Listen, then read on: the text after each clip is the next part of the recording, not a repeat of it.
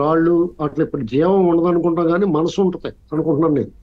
ఆ, ఆ హిమాలయ పర్వతాలని చిన్న మీటింగ్ పెట్టుకుని ఏమయ్య బాబు ఇతను వస్తానంటున్నాడు ఇక్కడ గేట్ అని చెప్పేసి ఒక సమావేశం ఏర్పాటు చేసుకుని ఉంటే గ్యారంటీగా ఆ, ఇతను కనుక ఆ నిర్ణయం తీసుకుని ఉంటే అవన్నీ చైనాలోకి వెళ్ళిపోతుంది వెనక్కి జరుపుకుంటాను అంటే ఇతను తట్టుకోలేక.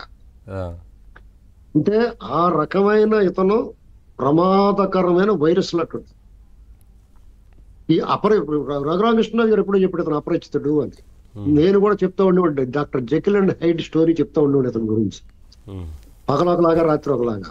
ఆ, ఇవాళ ఇంత ఘోర పరాజయం ఎందుకు వచ్చింది, మనం ఏం తప్పు చేసాం, రాష్ట్రాన్ని ఎంత దారుణంగా అంధకారంలో నెట్టేసాం, ప్రజల్ని ఎలా వంచామంటే సమీక్ష చేసుకోకుండా కనీసం గెలిచిన వాళ్ళతో సమావేశం ఏర్పాటు చేసుకుని వాళ్ళకి నాయకుడిగా ఎన్నుకోబడకుండా సిగ్గు లేకుండా మళ్ళా నన్ను ప్రతిపక్ష నాయకుడు హోదా ఇవ్వండి నాకు అని చెప్పేసి లెటర్ రాస్తున్నాడు.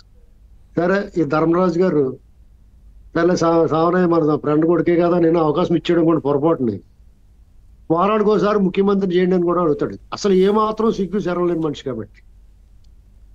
ఇక ఈయన ఇంకా కొంతమంది నవీన్ గారు ఇక్కడ మనం తప్పనిసరిగా చెప్పుకోవాల్సిన మ్యాటర్ ఏంటంటే ఉమ్, జగన్మోహన్ రెడ్డి అనేటువంటి వ్యక్తిని ప్రజలు తిరస్కరించారు నిర్ద్వందంగా. మరి ఆయనకి 39% ఓట్లు వచ్చినాయి కదా అంటున్నారు కదా. ఉమ్, ఖచ్చితంగా బొత్స సత్యనారాయణ గారు ఉన్నా లేదా అమ్మటి రాంబాబు ఉన్నా జగన్మోహన్ రెడ్డి స్థానంలో అధ్యక్షుడిగా ఆయన నాయకత్వంలో కూడా అన్ని ఓట్లు వస్తాయి. ఎందుకంటే ఒక హ్యాటర్స్ కమ్యూనిటీ ఒకటి ఉంటుంది. ఉమ్, తెలుగుదేశం పార్టీ నచ్చనాళ్ళు, చంద్రబాబు నాయుడు గారు నచ్చనాళ్ళు, చంద్రబాబు నాయుడు గారు సామాజిక వర్గం నచ్చనాళ్ళు, పవన్ కళ్యాణ్ గారు నచ్చనాళ్ళు, ఆ పార్టీ నచ్చనాళ్ళు, అలాగే బీజేపీ కలిసింది కాబట్టి బీజేపీ నచ్చనాళ్ళు డెఫినెట్ గా ఒక చోట పోగవుతారు వాళ్ళు. వేరే ఆల్టర్నేటివ్ లేదు కాబట్టి. అందులో చాలా మంది కాంగ్రెస్ వైపు పోయారు 7% వరకు. కాబట్టి ఇతను ఇది తన వాపు, ఇది వాపు మాత్రమే బలుపు అనుకోకూడదు, ఇంకా నాకు బలం ఉందని అనుకోకూడదు.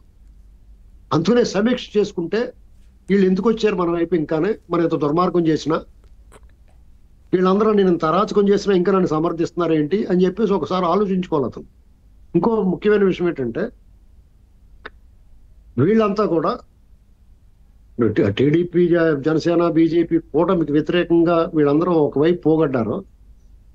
రేపు 1వ తారీఖు తర్వాత ఆయనకు వచ్చిన 39% నుంచి 19% వెళ్ళిపోతాడు, 15%. ఎందుకంటే మొట్టమొదటిసారిగా రాష్ట్రంలో ప్రజాప్రతినిధులు దగ్గరుండి ముఖ్యమంత్రితో సహా ఆ పెన్షన్లని లబ్ధిదారులకు పంచిపెట్టబోతా ఉన్నారు అన్న మాట ప్రకారం. అంటే ఈ రాష్ట్రాన్ని అతను ప్రసాద్ గారు తెలుస్తుంది, చిత్తూరు జిల్లాలో అడవి పందులు పడితే చెరుకు తోటలు, దుంప తోటలు ఎలా ధ్వంసమైపోతాయి అలా చేస్తారు రాష్ట్రం వాళ్ళు.